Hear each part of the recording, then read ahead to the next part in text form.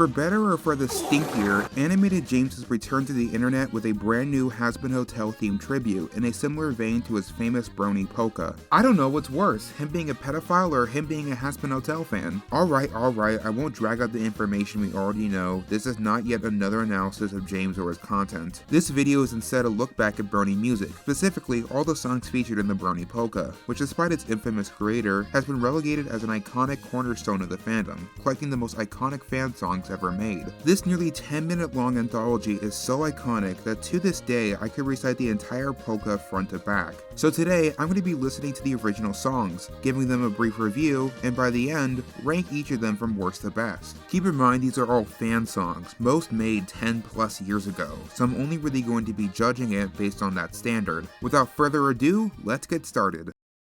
Doesn't matter which one, Panky. Okay, ignoring the very unfortunate title, this song is still an absolute banger, and probably one of my favorite songs to come out of this fandom. It exemplifies the exact sense of humor Friendship is Witchcraft is known for, the uncomfortable subject matter juxtaposed by the technicolored ponies. Its kinetic energy creates an instant earworm. This was certainly one of my favorites as a kid, so you could say this definitely strikes some sort of nostalgic chord for me.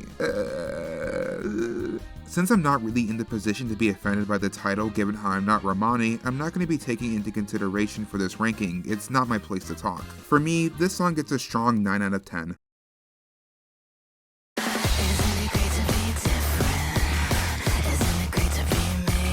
Guys, this song is only 4 minutes long, but it felt like the longest 4 minutes of my entire life. I don't really think it's the fault of the song and more or less the fault of the genre, because I'm not a big fan of the overproduced country pop sound. It has a good message, but it's just not for me. However, I do think this song could go crazy in a concert exclusively made up of other bronies. All in all, I'm going to be giving it a 4 out of 10. Also, am I crazy or did Vylet Pony reference this in Monarch of Monsters?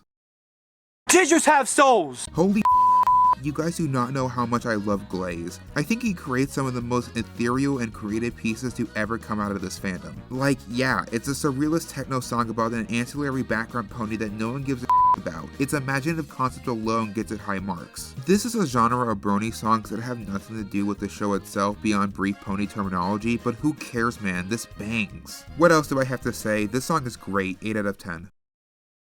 It's nothing special, it's just my bass cannon! I can never remember what the title of this song is, and I mean, look at it. How am I even supposed to pronounce it? This is a cornball song for cornball people, and luckily I've been freshly shucked because this is my jam. This is definitely something I would not let a single other soul listen to with me, but I'm a sucker for fan songs that are able to implement solid character writing within the lyrics. The simple premise about making a song about Vinyl and Octavia getting lost on a stranded island, with Vinyl having the time of her life and Octavia of course not being able to bear it, is just an excellent reflection of the creativity of this fandom, especially in its early years. It's not mind-blowing, but I really like it. 7 out of 10.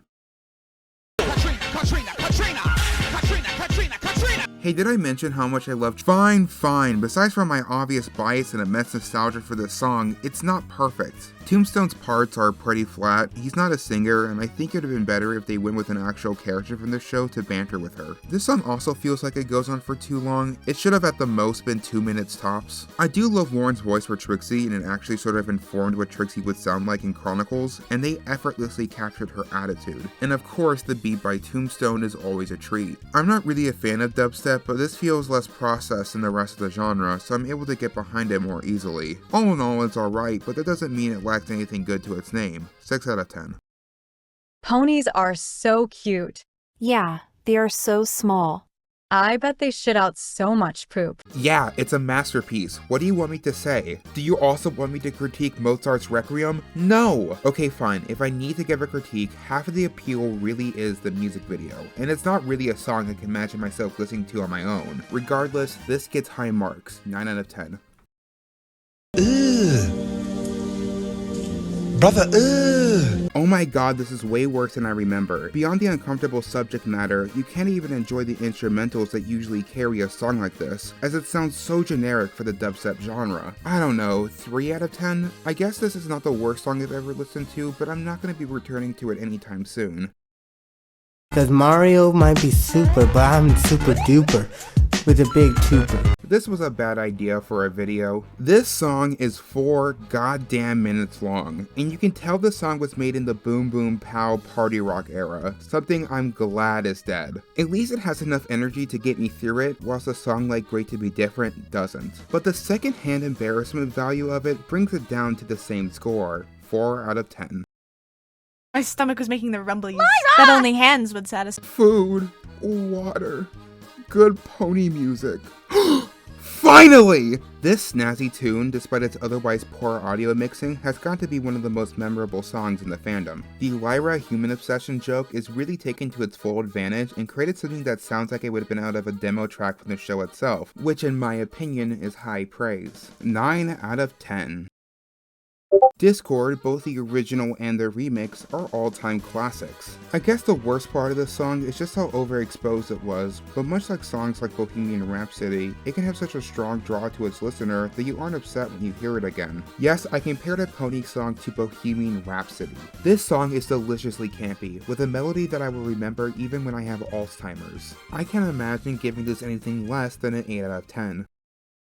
Can you have a seat over in that chair, please? This song is so unapologetically bad that it's kind of embarrassing to listen to even by yourself. What is it with bronies and these long songs? It's not even endearing like the other songs when the voice Gabe uses is very sensual, like he's about to sing Wait by the Yin Yang Twins. It just kind of sounds creepy for this kid show. You're a little bit of a creeper, Gabe. Funnily enough, Gabe actually has a song called Sad Creeper, a 9-year gap after Proud to Be a Brony. You can go see what other songs he made 9 years after Proud to Be a Brony. Look up Black Griffin 9-year gap into Google right now. 1 out of 10, let's move on.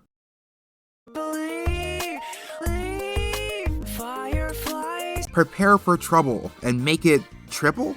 I mean, if we're counting James, then sure, we're really making an Epstein's Island over here. Okay, I'll be fair, it's not all made by Mando Pony, and unlike the last song, this one is actually good. It falls into that cornball category, and I love that.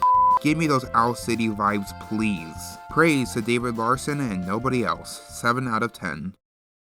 Captain Hook the Biker Gorilla. This song isn't bad, it just doesn't hit the same as other Grimdark Pony songs like Discord. The concept is ridiculous and interesting enough to spawn one of the most popular fanfictions and sub-communities in the fandom, but ignoring its lasting legacy, it's kind of a bizarre song to take seriously. I think the intention was just shock value, and I guess it was able to reach what it was trying to achieve, on top of it being decently catchy and memorable. I'm giving this a fair 7 out of 10. I'm giving pumpkins, man! Guys, do you want to hear something scarier than Rainbow Factory and Nightmare Night? Brony's rapping. But thankfully this song stays away from being like 20% cooler and is able to make something that has a uniquely techno-gothic sound that isn't completely embarrassing to listen to. Glaze being present usually helps raise the enjoyment factor of any Brony song, and this is no different. This isn't my first go-to song for a listen, but I still really like it. 7 out of 10. Oh my god, it hurts! This song has got the sauce, holy moly. It was my favorite song from the fandom as a kid, and I still think it holds up today. Much like Anthropology, it has the scrappiness that makes it feel fan-made, but it's also so earnest and charming that it's hard not to give it a listen. I love it when the fandom experiments with different genres, and it usually helps it stand out, and thank goodness it does because this song is exceptional. This is getting a rare 9 out of 10. Look how far I can electric slide. Hey, you know the worst parts of Love Me Cheerily and Magic? Yeah, that. It's hard to tell if this is one of Tombstone's shitposts or not, but he's made higher quality joke songs that still show off a lot of technical skill, so this just feels like a second thought in comparison. I have no real notes for this song. If you listened to Sister Hate before, you know all the problems with it. 2 out of 10.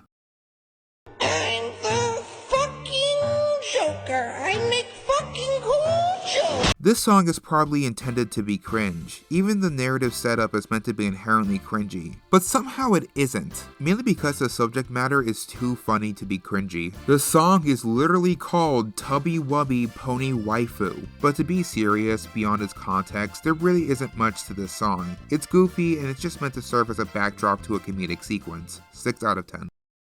What are you doing, step bro? This is a Friendship is Witchcraft poppy musical number about why a romantic relationship between two adopted siblings is technically not incest. and this is somehow the best song of the entire ranking. This song is a laugh riot. They really pull out all the stops for this one. Lyrically, instrumentally, comedically, even breaking out original animation, it barely gives you time to breathe. Like, come on guys, Twilight Please Make This Song End We're a Bunch of Floating Heads is such a simple joke, but it happens so fast that you keep forgetting when it happens in the song. It always catches me off guard. I love this song, and I know for a fact my praise of it is going to be clipped out of context, but I don't care. This is probably my favorite Friendship is Witchcraft song, and I'm giving it the Covenant 10 out of 10.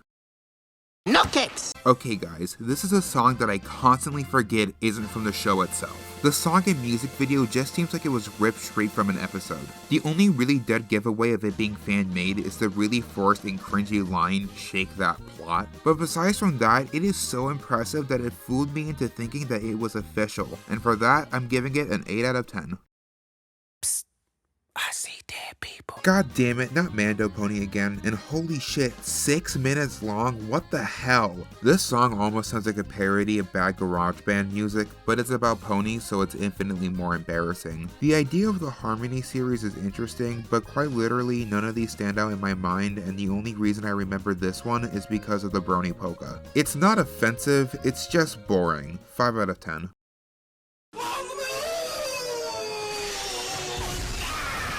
This is actually my first time listening to this song, and I gotta be honest, for the last song featuring Glaze on this list, it's pretty disappointing. It just doesn't really excite me and doesn't really have that sense of wishless isolation that I'm sure they wanted the tone of the song to have. This is unfortunately like a 5 out of 10 for me.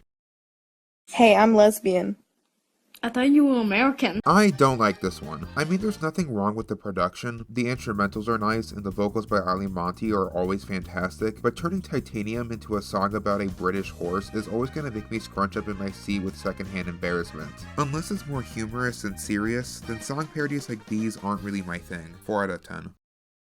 Buy some apples! Buy some apples! Buy some apples! Can you tell by my change of voice that I'm tired? Undoubtedly the most iconic song from Friendship is Witchcraft, but in many ways it was only iconic because it came first. Don't get me wrong, it's good, but it's outpaced by the songs that succeeded it. However, it set the bar for Friendship is Witchcraft, a standard that the rest of the series had to reach, and what makes its later songs so amazing. 8 out of 10. Hello, 4chan! Oh, I guess I forgot about this. It's a pony parody of a Minecraft parody of Last Friday Night, but sung by Shady Vox. 2 out of 10.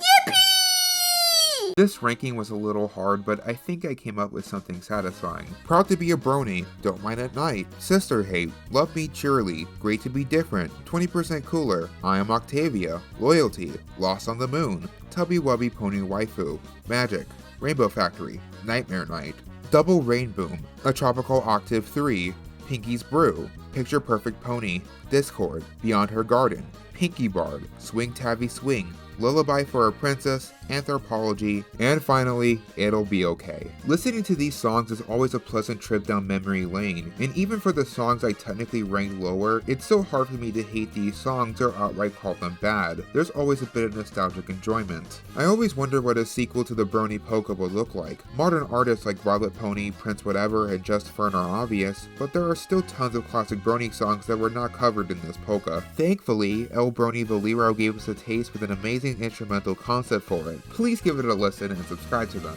What do you think of the Brony Polka and the songs covered? I'd love to hear your thoughts in the comments below. That's all I have for today. Thank you for watching. I've been May, and I'll see you next time.